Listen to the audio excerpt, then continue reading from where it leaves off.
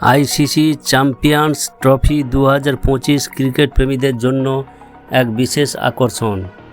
19 ফেব্রুয়ারি থেকে শুরু হওয়া এই প্রতিযোগিতায় অংশ নিচ্ছে বিশ্বের শীর্ষ 8টি দল। দলগুলোকে দুটি গ্রুপে ভাগ করা হয়েছে।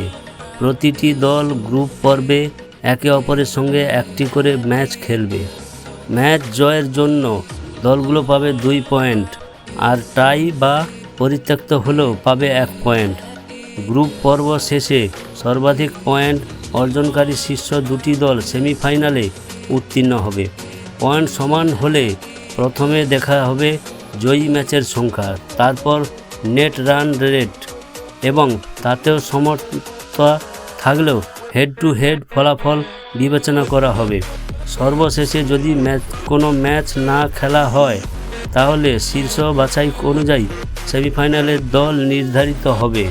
সেমিফাইনালে গ্রুপ এ এর শীর্ষ দল মুখোমুখি হবে গ্রুপ বি এর দ্বিতীয় দলের, এবং গ্রুপ বি এর শীর্ষ দল খেলবে গ্রুপ এ এর দ্বিতীয় দলের সঙ্গে। সেমিফাইনালের টাই হলে সুপার ওভারের মাধ্যমে ফলাফল নির্ধারিত হবে। সুপার ওভার সম্ভব না হলে গ্রুপ পর্বের পারফরম্যান্সের ভিত্তিতে ফাইনালের জন্য দল নির্বাচন করা হবে। বিশেষভাবে উল্লেখ্য, রাজনৈতিক নিরাপত্তাজনিত কারণে